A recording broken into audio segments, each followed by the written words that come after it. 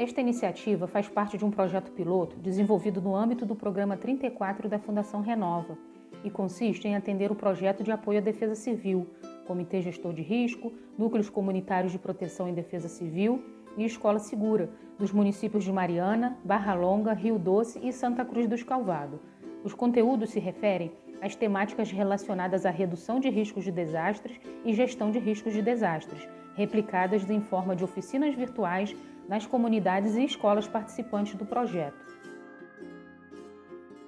Programa de Preparação para Emergências Ambientais, Projeto de Apoio à Defesa Civil, Oficina de Capacitação, Videoaula, Percepção de Riscos Meteorológicos e Hidrológicos, Nível Básico e Atualização de Plano de Ação. Nível Básico, Módulo 3, ano 2020-2021. Módulo Ano 3, Unidade Temática Meteorologia e Hidrologia. Objetos do conhecimento: abordar os conceitos básicos da meteorologia e hidrologia, que envolvem estudos relacionados às ferramentas que medem estes eventos, bem como a importância do plano de ação para a comunidade. Palavras-chave: meteorologia, hidrologia, plano de ação, gestão de risco, redução de risco.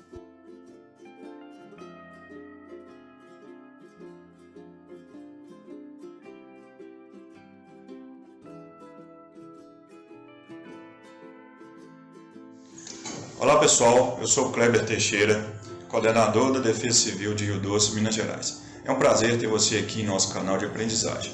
A partir de agora, teremos mais essa ferramenta para nos comunicarmos e aprendermos mais sobre as temáticas relacionadas à gestão de risco de desastres e redução de risco de desastres do nosso projeto no PIDEC.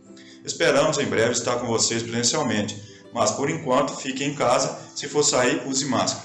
Fique agora com a nossa amiga Roberta Dutra, coordenadora do projeto Núcleo Proteção e Defesa Civil no PIDEC. Ela vai nos contar um pouco mais sobre a nossa videoaula. Vamos lá? Defesa Civil somos todos nós. Olá, amigos e amigas do NUPIDEC. Sejam todos e todas bem-vindos e bem-vindas. Em nossa 7ª oficina virtual, iremos falar sobre percepção de riscos meteorológicos e hidrológicos, nível básico e atualização de plano de ação. Esse assunto é muito importante, pois vem somar com o conteúdo anterior de mudanças climáticas. Esse tema nos faz entender melhor o comportamento da chuva e do solo e como podemos nos prevenir dos riscos provenientes dessas ameaças. Fique atento e atenta ao conteúdo. Esperamos ansiosos para nossos encontros presenciais. Em breve estaremos juntos. Vamos lá!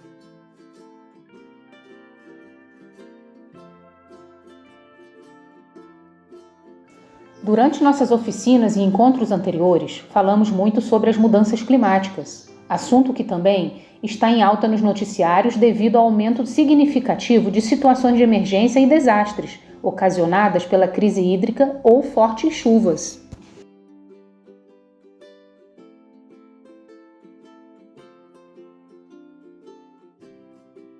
Mas para a gente entender melhor sobre esse assunto, vamos falar sobre as ferramentas que medem esses eventos, como é formada a chuva e o que podemos fazer para melhorar nossa qualidade de vida e, consequentemente, o futuro do nosso planeta. Antônia, você já ouviu falar sobre meteorologia? Oi, Roberta. Então, eu já ouvi falar muito em meteorologia, nos jornais, quando a previsão de tempo é apresentada. Eu acho muito interessante como eles conseguem prever os locais onde pode chover ou fazer muito calor. E tenho observado que durante as reportagens são dadas dicas de prevenção e alertas quando há possíveis ameaças. Esta é uma forma de apoiar as ações da Defesa Civil, não é mesmo? Isso mesmo, Antônia. A meteorologia é o estudo das precipitações, ou seja, das chuvas. E a hidrologia é o estudo da água na terra. Estes estudos são muito importantes, pois nos auxiliam na criação de medidas de prevenção, preparação e respostas nas comunidades. Por isso, hoje vamos entender melhor esse tema, começando pelo ciclo da água. Vamos assistir o vídeo a seguir?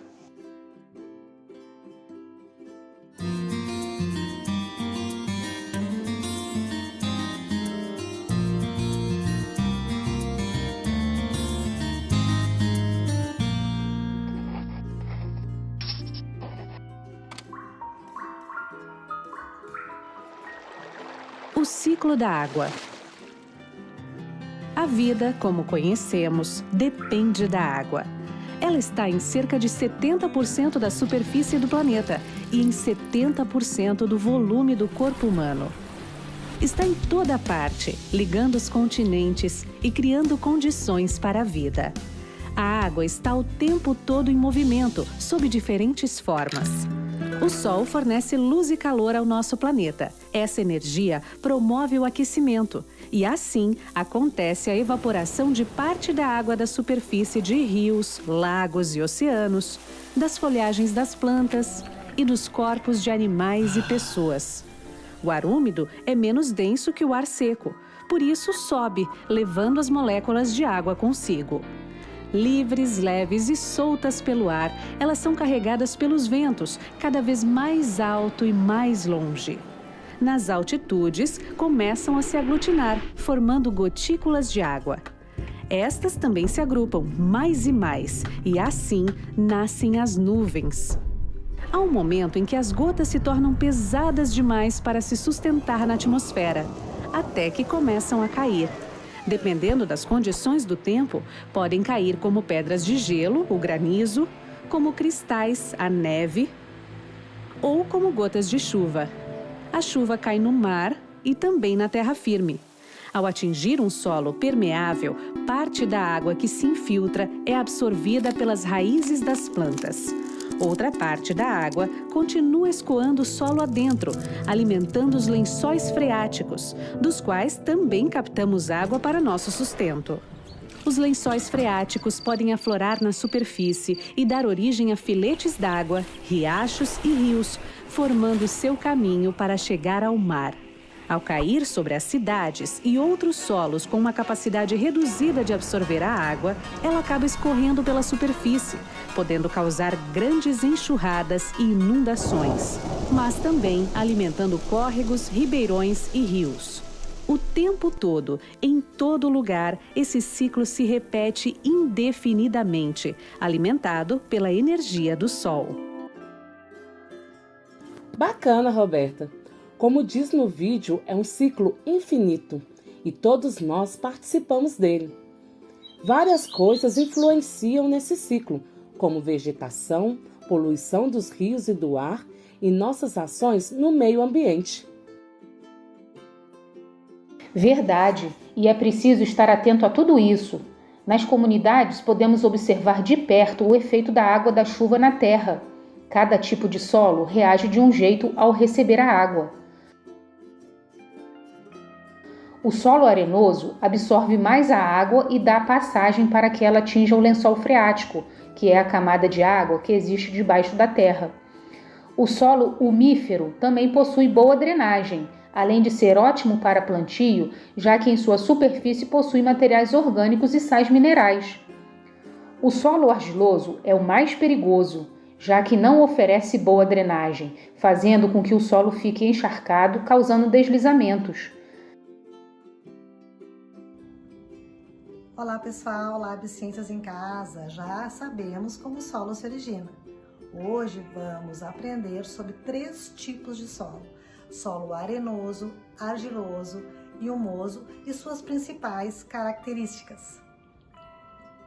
Vamos iniciar observando algumas características visíveis entre os solos: arenoso, argiloso, umífero ou humoso. Observando o solo arenoso, podemos ver que os grãos são relativamente grandes e também são bem separados. A areia é muito solta, a sua cor também é bem mais clara. Observa que esse solo, ele apresenta os grãos muito unidos e dessa forma ele se torna um solo muito compacto. A sua cor também é mais escura. Este solo ele é formado pela decomposição de material orgânico, vegetal e animal. Por isso que ele é rico em nutrientes. Percebe aqui, ó, alguns gravetos, aqui também pedacinhos de madeira, folhas que estão em decomposição. Desta forma, a cor desse solo ela é mais escura. Aqui na minha comunidade tem solos parecidos com esses aí, principalmente o argiloso e o umífero.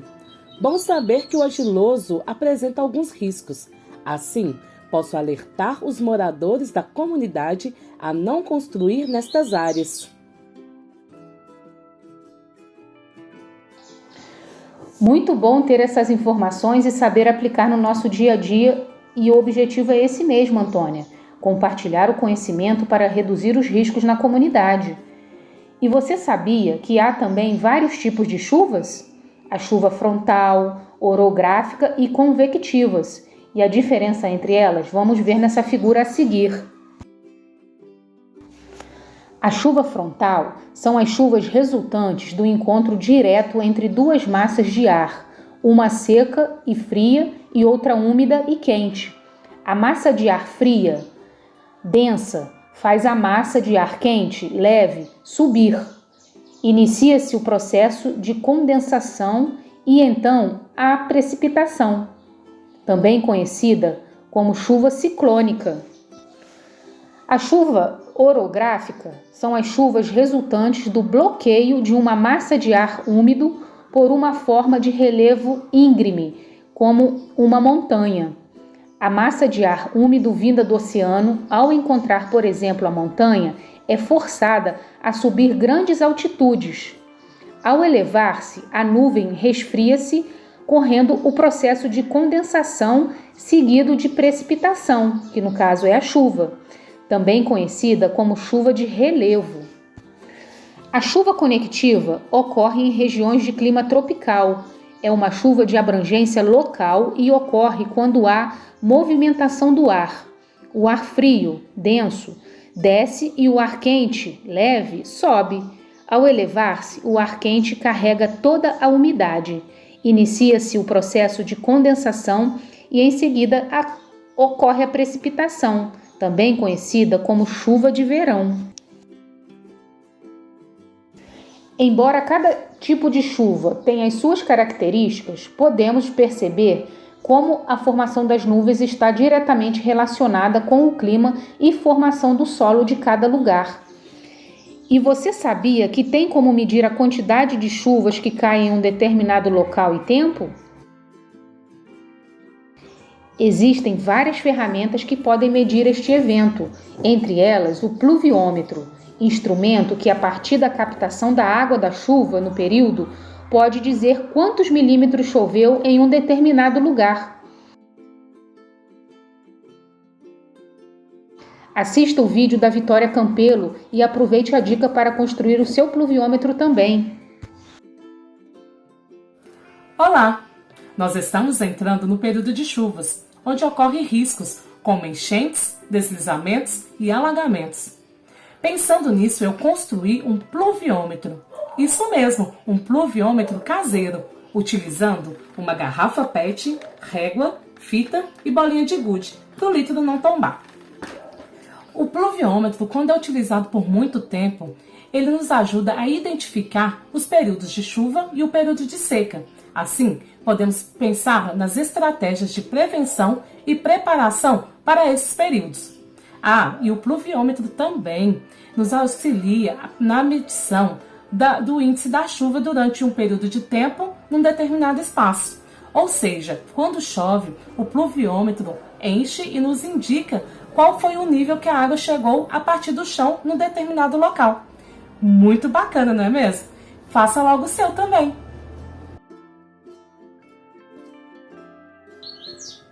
Quanta informação importante, Roberta! Já vou separar minha garrafa PET, régua e pegar uma fita adesiva para construir meu pluviômetro. Ao longo do tempo, saberei quais são os melhores períodos para plantio, colheita e, principalmente, me preparar para as temporadas de chuva e secas. Isso aí! Todas as informações nos levam a pensar no que devemos fazer para reduzir os riscos e minimizar os danos que um desastre pode causar, atualizando nosso plano de ação com medidas estruturais e não estruturais, como, por exemplo, as medidas estruturais: construção de pontes e muros de contenção, sinalização de estradas e encostas, remoção de árvores. As medidas não estruturais, capacitação e treinamentos, simulados, projetos voltados à redução de risco, como no PIDEC e Escola Segura. Essas ações e medidas de prevenção e preparação devem envolver toda a sociedade civil, além dos órgãos públicos e privados. Antônia, quais outras medidas você acha que devemos tomar para reduzir os riscos e proteger o meio ambiente? Precisamos agir imediatamente, Roberta, reduzindo a emissão de lixo no meio ambiente. Por isso é importante reciclar e reutilizar materiais, participar da coleta seletiva, descartar de forma correta o lixo. Ouvi falar sobre a 26ª Conferência das Partes, COP26, da Convenção da Federação das Nações Unidas, em relação às mudanças do clima, em Glasgow, Escócia. E lá, líderes do mundo inteiro discutiram sobre as mudanças climáticas e emissão do CO2, fator principal que causa o aquecimento global. É muito importante, então, que cada um faça a sua parte para reduzir a emissão de gases no ar, protegendo o meio ambiente do desmatamento e queimadas. Você está mesmo por dentro dos noticiários, hein, Antônia? Ótimas dicas! Gostou da oficina de hoje?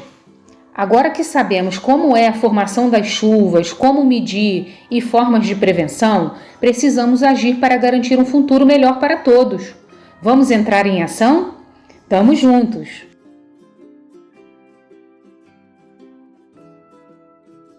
Agora que vocês já conferiram a videoaula do projeto NUPIDEC, chegou o momento da avaliação. Lembram-se de que no final dos nossos encontros, vocês realizavam a avaliação da oficina? No questionário, vocês marcavam com um X de acordo com a carinha, mostrando o que acharam da atividade. A opinião de vocês é muito importante. Por isso, queremos contar novamente com a colaboração de todos. Enviaremos esse questionário através de um link nos grupos de WhatsApp de cada comunidade.